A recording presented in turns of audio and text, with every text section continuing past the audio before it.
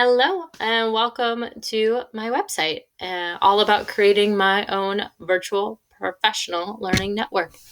This is my homepage, gives a little paragraph kind of explaining what is a professional learning network virtually, what's involved, explaining that I chose a Twitter page, which was something I wasn't truly comfortable with and was somewhat new to me for a professional standpoint. And kind of my goal of connecting with others. So on my homepage, I have just a screenshot of my front page of my Twitter, and a little bit blurb about me, where I am being a fourth grade teacher, my background, and a little bit of a shout out to myself. So moving on, I also up here have all the tabs of talking about who I followed, who I talked to, and the conversations I had, what inspired me, and now what. So moving on to my next page, talked about who I followed, talking about how I was a little bit overwhelmed and somewhat novice to Twitter from professional side.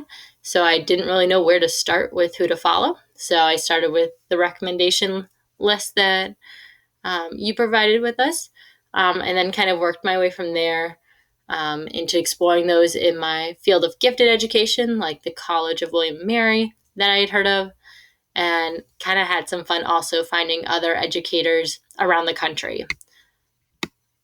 And so I posted some pictures of some of my people I'm following and a little blurb about how I find it important that I expand my horizons by following a variety and diverse group of people, and how I'm working towards, though I have mostly national, I'd like to expand globally. Next, who did I talk to? With my Twitter being pretty new, not a ton of conversations were had. I did get involved with some that I will show you, but I really did find it more common, though not everybody was having as many conversations on Twitter itself. More, they were posting links to podcasts or Zoom call chats and professional developments to discuss different conversations and topics in education, which was a little bit of a struggle for me. But there were some fun conversations on Twitter that I did get involved with.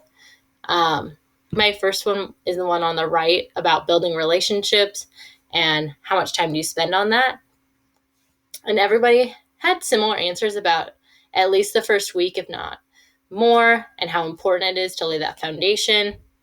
But something that not many others talked about was how important it is that relationship starts before your students walk in the door, and how making videos and parent surveys really lays your foundation for your students walking in the door, and how important that is. So I kind of tucked that away in my brain as a great idea for this coming school year.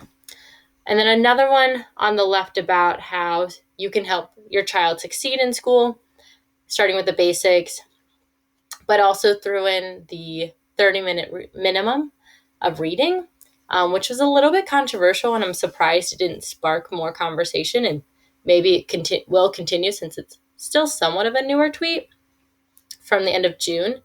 But someone really disagreed and was like, I don't think forcing reading is how you should go about this, because I think it'll deter them from reading.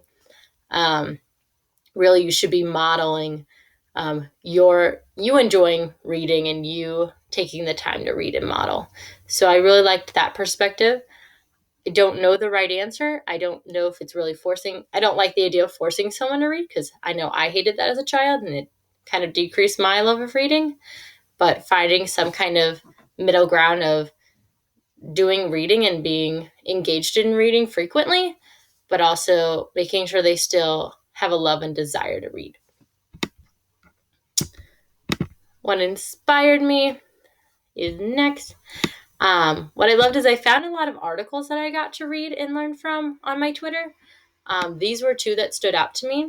The one on the left was probably my favorite because it really resonated with me after coming out of the craziest year ever, being a first-year teacher. And this author really encouraged you to get back into your love of reading for fun, and also gave great professional development books that I hope to look into.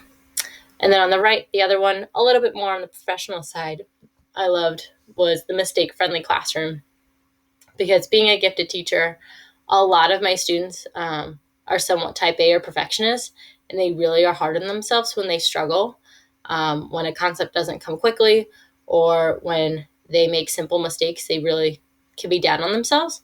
So I really liked this author um, somewhat summarized a work of another um, educator, but gave great suggestions for how to deal with this and ways to help bring about a mindset and a community environment that mistakes are okay and they're encouraged, because that's how we learn.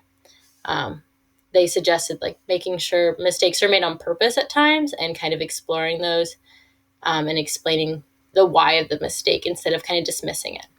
So I loved that. And then lastly, the now what? We've gone through this whole summer class. We've made this network. What do we do with it? So my plan, get inspired and stay connected. Using this Twitter, I found suggestions, and my favorite suggestion so far that I found is creating virtual learning portfolios. And I found some more advice as I've dug through Twitter on how to do this. Some suggested like a Google Sites or exploring more with Class Dojo, which I used last year but wasn't very intentional in. So I love the idea that I can give my students some ownership over their work and give them some pride in their work, I guess, by creating a portfolio. And also, the goal is to stay connected. I have this platform that gives me direct access to so many educators and experience and knowledge that I lack. So I love and want to stay connected and just grow this network that I have. And I believe it'll change my practice because this gives me the opportunity to take risks and stay connected. I was never and I'm not a risk taker usually in my daily life, but it's essential, and to model it and to teach my students how to take risks and to deal with those successes and failures.